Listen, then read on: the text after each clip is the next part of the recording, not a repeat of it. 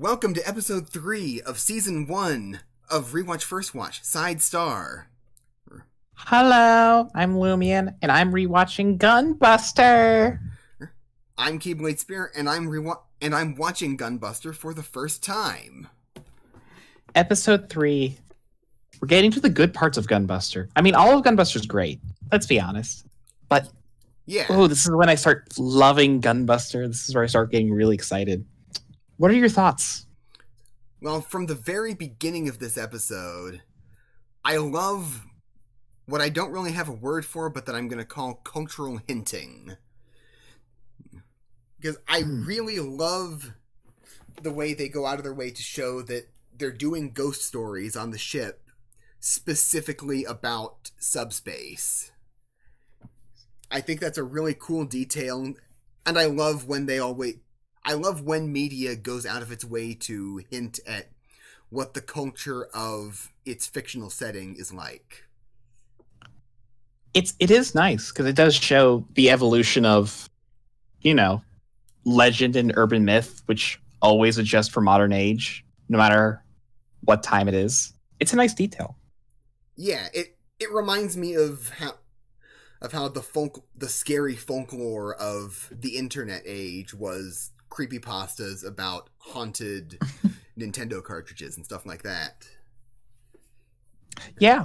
Yeah, and the idea that subspace is connected to the spirit world seems like something that would be very intuitive to talk about like that. It is nice. And I liked how both the girl group and boy group both do the same thing in that sense. Yeah, it kind of implies that this is a broader cultural thing, not just something that these girls were making up. Which is really cute because Noriko both goes and she ties up the headband that Amane gave her, which is the start of where Amane starts to distrust Noriko for the rest of the episode.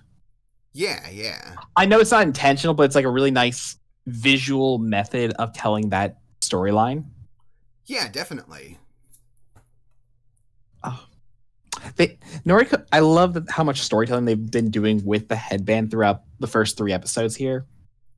Yeah, absolutely. Like Noriko is always wearing the yellow headband to showing her love of Amane the entire time.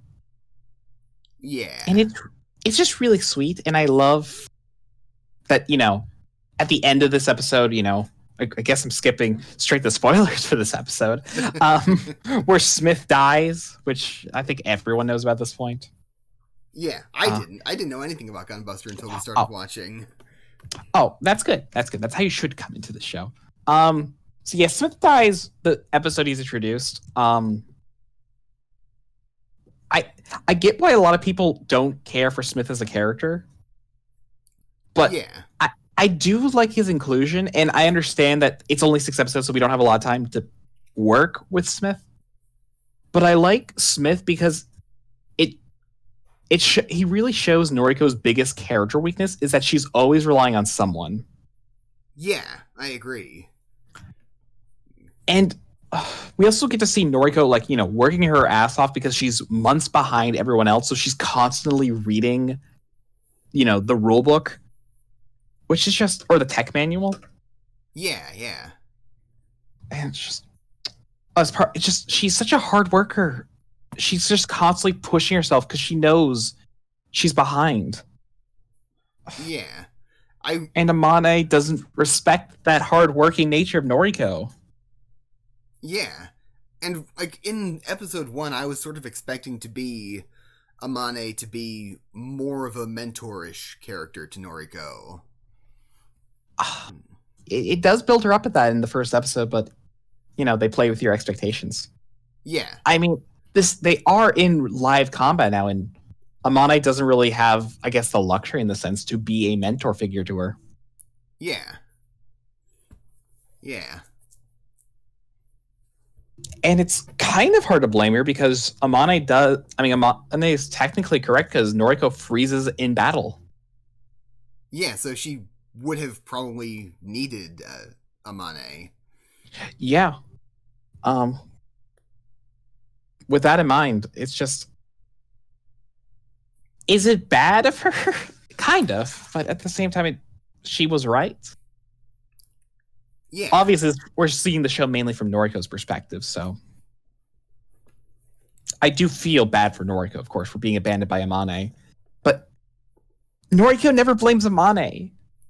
It's just the first thing she says, like, she comes off with that, sad smile, that trying to understand. When she goes, she's not complaining about her. She's just accepts the situation that she's not good enough because she doesn't believe in herself.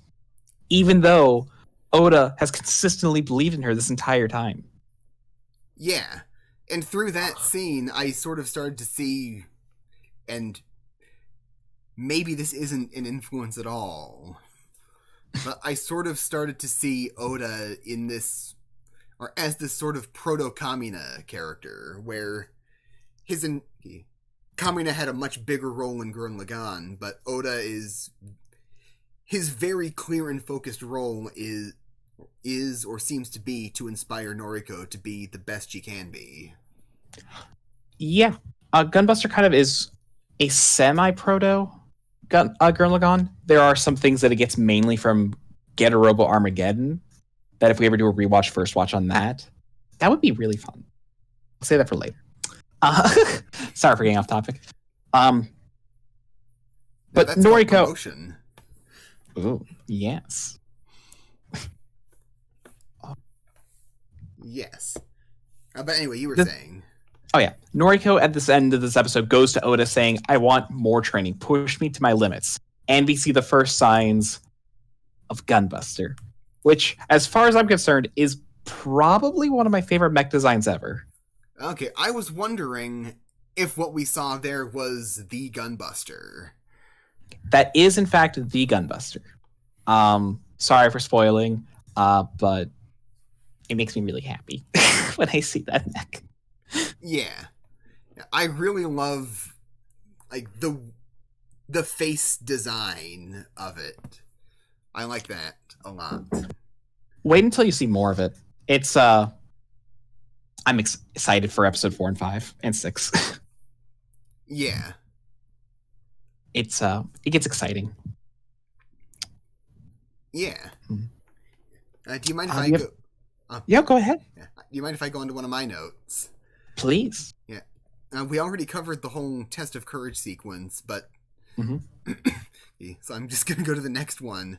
I really like that in the sequence where they're firing the lasers, they consistently use the word light seconds.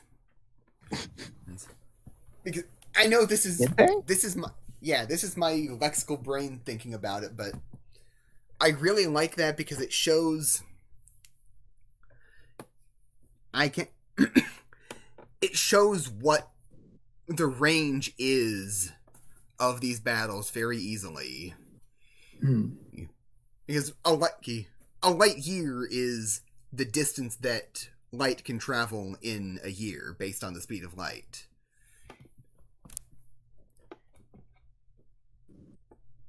Yeah. And so having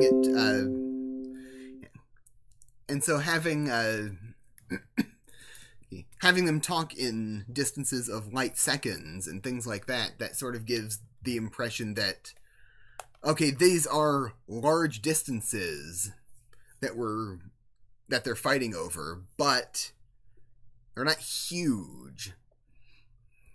Because they say it's going to take the beam 3.8 light seconds to reach the target. So that's interesting. Yeah, space is big. Yeah. I love little details like that show they're really paying attention to making this as realistic as possible, even though a lot of this is definitely not realistic. Well, I mean, all the science related to the mech is obviously inaccurate, I'd imagine. Yeah. Well, obviously. I mean, this show is a hard sci-fi as far as I'm concerned with how it tackles sci-fi concepts with relativity and time and whatnot.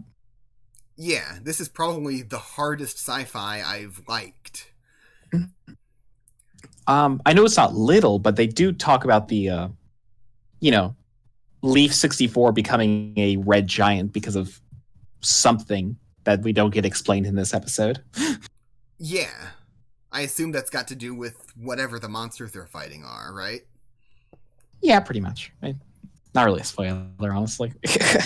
Yeah. And we got... They make it clear. Yeah. We got our first glimpse of one at the very end of the episode. Yes, because during the entire battle, they very much focus on Noriko's lack of perception in the battlefield by, how she's unable to see Smith the entire time, how we don't see anything going on because she's too afraid to see herself. Yeah. It's really nice. It just really shows how Noriko perceives the battle. Because, we know there was a battle, and we know people were injured, so we know people were fighting, as we see at the end of the fight. Yeah. But, it's just not, we just don't see it because how I'm going talking in circles at this point. Yeah. I liked it. That was really cool. Yeah, it was. I really enjoyed it as well. Do you have any final thoughts? Or any more thoughts, I should say? I do not. I think that was a pretty good discussion, though. Yes. Everyone, what did you think of episode 3 of Gunbuster? Leave it. Exactly. Leave a like in the comment if you liked it. Like the video and subscribe. Yes. We'll see you next time with Aizoken episode 3. Yes.